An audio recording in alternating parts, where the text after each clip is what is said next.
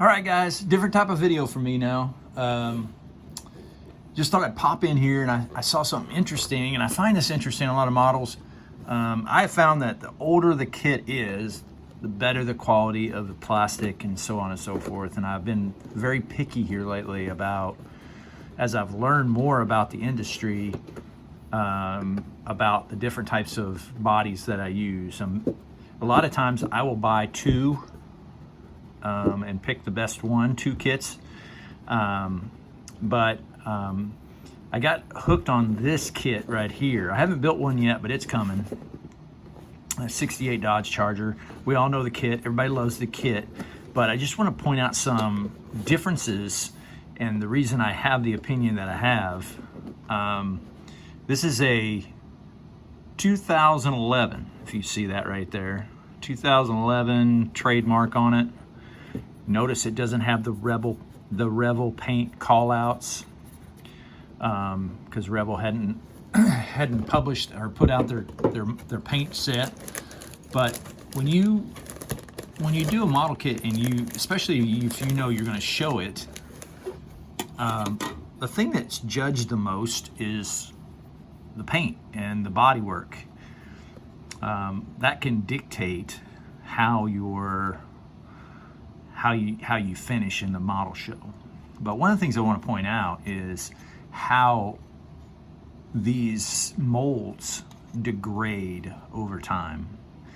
And this is a particular kit that everybody loves, and I thought it would be a really good example. So one of the things I want to point out is it's very clean.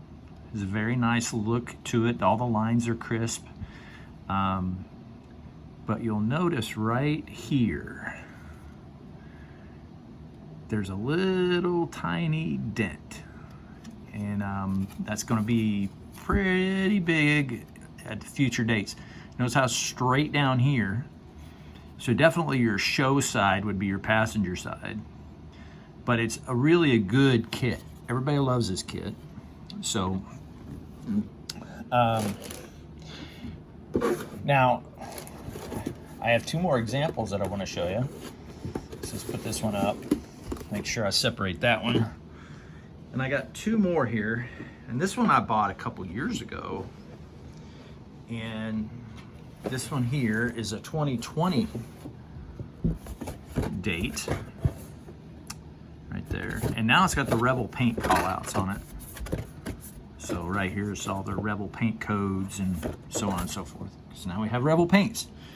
So this body, notice what's happened here. That little dent back in 2011 is now a short shot. And it's short shotted here. But the rest of the body looks pretty good. I think those two things could be addressed and fixed. And we got pretty crisp lines on it.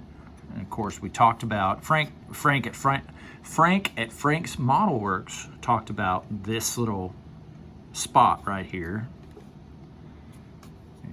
And he believes that has come from the 69 Charger body that had the vinyl top that was stamped into, molded into the top.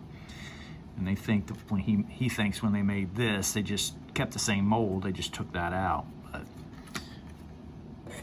So that's interesting.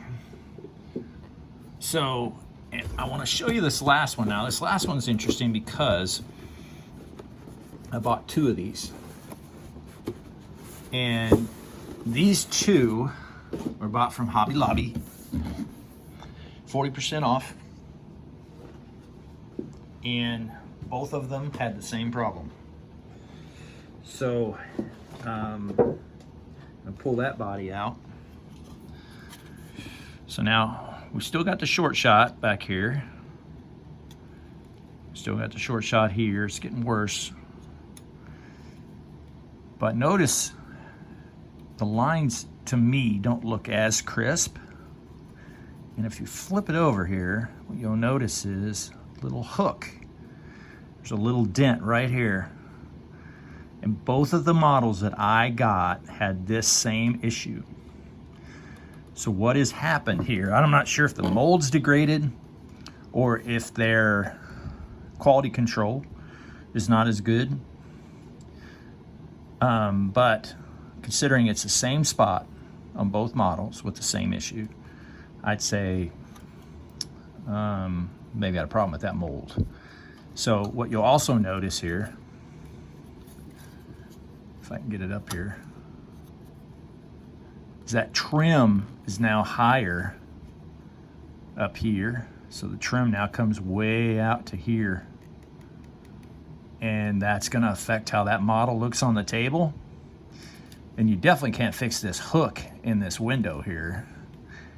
And this dent right here is really bad.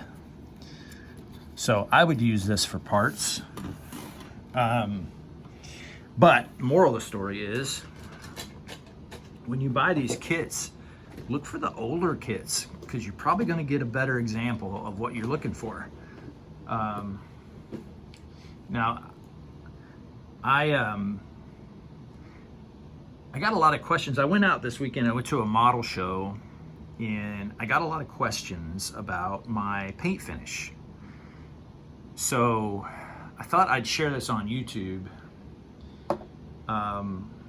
My paint finishes come from primarily Splash.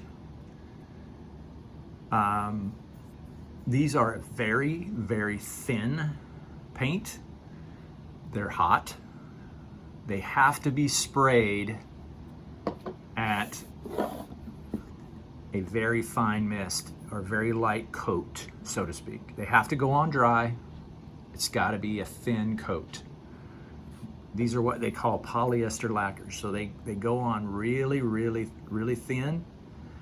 And you have to be very careful with these paints because you can flood an area real quick. So how I manage that, and I saw this on a podcast with Scale Model Outlaw, and they were talking about paintbrushes and how they use 0.3. And well, 0.3 I've learned with Splash paints aren't as good.